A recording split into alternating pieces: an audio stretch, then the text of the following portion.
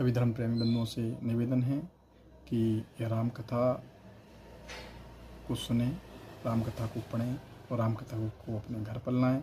यह जो है रामचरितमानस है, जो कि तुलसीदास जी के द्वारा लिखा गया है, और जो भी इस कथा को पढ़ता है, हनुमान जी महाराज उनके घर अवश्य आते हैं। तो जो भी इस कथा को सुनना चाहता है, जो भी इस कथा को पढ़ना चाहता है, वह इस कथा को अवश्य पढ़े, अवश्य सुने और इस कथा के माध्यम से अपने जीवन को सफल बनाए।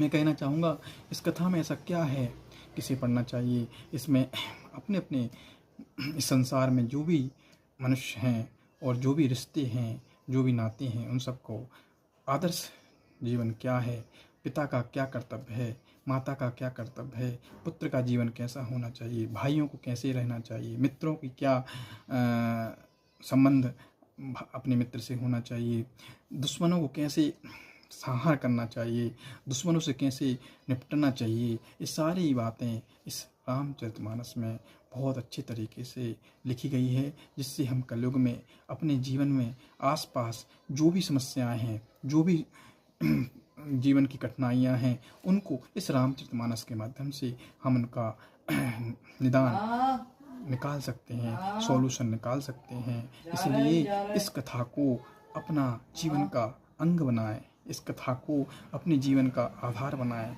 इस कथा को, एक कथा कहने के लिए एक छोटी सी कहानी भी है, और इस कथा को आध्यात्मिक रूप से देखा जाए तो इस कथा में अपने अपने अनेक अर्थ निकलते हैं। अनेक अपने बुद्धि, अपने मन, अपने विवेक से इस कथा को बड़े बड़े धुरंधर बुद्धिमान लोग अर्थ निकालते हैं, जो अपन नहीं समझ सकते। इसलिए कथा कहने में एक छोटी सी कहानी है कि राम और की कहानी है, लेकिन यह कथा जीवन की अनेक प्रसंगों को, अनेक जीवन की कठिनाइयों को, अनेक जीवन की समस्याओं को हल देने वाली है। यह कथा हल उन्हीं को मिलता है जो इस कथा को पढ़ते हैं, जो इस कथा को सुनते हैं, जो इस कथा को समझते हैं, जो इस कथा को कहते हैं, जो इस कथा को मनन करते हैं, जो इस कथा को जानते हैं। इसलिए मैं तो ये कहूँगा, अपने जीवन में से कुछ समय निकालें और कुछ समय इस रामचरितमानस